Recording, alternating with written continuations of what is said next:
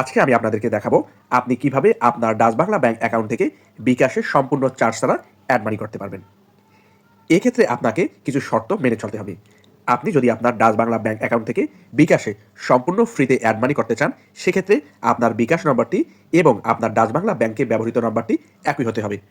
যদি আপনি আপনার ডাচ বাংলা ব্যাংকে ব্যবহৃত নাম্বারটি এবং বিকাশ নাম্বারটি ভিন্ন ব্যবহার করে থাকেন, সেক্ষেত্রে আপনি ফ্রিতে অ্যাড মানি করতে পারবেন না।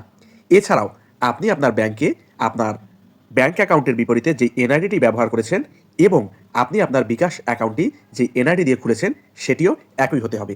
যদি আপনার ব্যাংকে ব্যবহৃত এনআইডিটি এবং বিকাশে ব্যবহৃত এনআইডিটি ম্যাচ না হয়, অর্থাৎ ভিন্ন দুটি এনআইডি হয়ে থাকে, সেক্ষেত্রে আপনি সম্পূর্ণ ফ্রিতে ডাচ বাংলা টু বিকাশে অ্যাড মানি করতে পারবেন না। চলুন এবার দেখে নেওয়া যাক আপনি ডাচ বাংলা ব্যাংক অ্যাকাউন্ট থেকে কিভাবে আপনার বিকাশে সম্পূর্ণ ফ্রিতে অ্যাড মানি করবেন। এক্ষেত্রে অ্যাড মানি করতে হলে সর্বপ্রথম আপনি আপনার বিকাশ অ্যাপসটিতে প্রবেশ করবেন এবং আপনার ইউজার আইডি এবং পাসওয়ার্ড দিয়ে আপনার বিকাশ অ্যাপটি লগ ইন করবেন। বিকাশ অ্যাপটি লগ ইন করার সাথে সাথে আপনার সামনে এমন একটি ইন্টারফেস চলে আসবে, যেখানে আপনি কতগুলো মেনু দেখতে পারবেন। এ সকল মেনু থেকে আপনি অ্যাড মানি যে অপশনটি রয়েছে এই অপশনে ক্লিক করবেন। এখানে ক্লিক করার সাথে সাথে আপনার সামনে এমন একটি ইন্টারফেস চলে আসবে, যেখানে অ্যাড মানির দুটি অপশন পেয়ে থাকবেন। একটি হচ্ছে ব্যাংক টু বিকাশ, অন্যটি হচ্ছে কার্ড টু বিকাশ।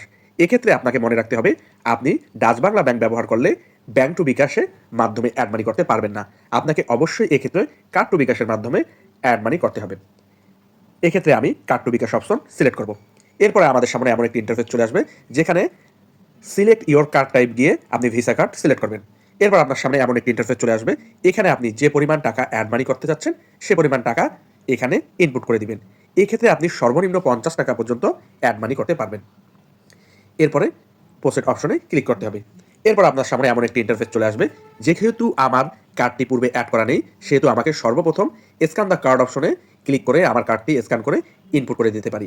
অথবা এই যে কার্ড নাম্বার যে অপশনটি রয়েছে, এখানে আমি ম্যানুয়ালি আমার card number, expiry date input করে দিতে পারি। আমি আমার কার্ডটি স্ক্যান করে এখানে ইনপুট করে দিচ্ছি। এখন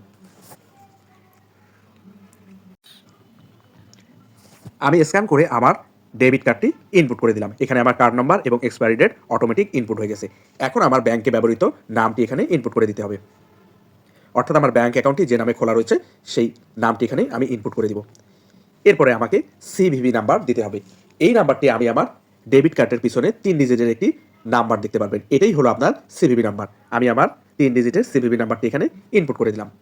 এরপরে প্রসেস অপশনে ক্লিক করার সাথে সাথে এরপরে আমাদের সামনে এমন একটি ইন্টারফেস চলে আসবে, যেখানে আমি আমার ব্যাংকে যে নাম্বারটি ব্যবহার করেছি সেই নাম্বারে একটি 6 ডিজিটের ওয়ান টাইম ওটিপি কোড চলে যাবে। এই ওটিপি কোডটি নির্ধারিত বক্সে, অর্থাৎ কনফার্মেশন কোড নামে যেই বক্সটি রয়েছে এখানে দিয়ে দিতে হবে। এরপরে আমি সাবমিট নামে একটি অপশন পেয়ে থাকবো, এই সাবমিট অপশনে ক্লিক করতে হবে। সাবমিট অপশনে ক্লিক করার সাথে সাথে আমার ডাচ বাংলা ব্যাংক অ্যাকাউন্ট থেকে বিকাশের নির্দিষ্ট পরিমাণ টাকা অ্যাড হয়ে যাবে এবং এই অ্যাড করার ক্ষেত্রে আমার কোনো রকম চার্জ প্রযোজ্য হবে না, অর্থাৎ আমি সম্পূর্ণ ফ্রিতে কার্ড টু বিকাশ করতে পারবো। আর এভাবেই আপনি আপনার ডাচ বাংলা ব্যাংক অ্যাকাউন্ট থেকে বিকাশে দিনে যতবার খুশি ততবার অ্যাড মানি করে, অর্থাৎ কার্ড টু বিকাশ অপশনটি ব্যবহার করে সম্পূর্ণ ফ্রিতে অ্যাড মানি করতে পারবেন। এক্ষেত্রে কোনো রকমের চার্জ প্রযোজ্য হবে না। আমার ভিডিওটি যদি আপনাদের ভালো লেগে থাকে তবে অবশ্যই লাইক, কমেন্ট এবং সাবস্ক্রাইব করতে ভুলবেন না। ধন্যবাদ।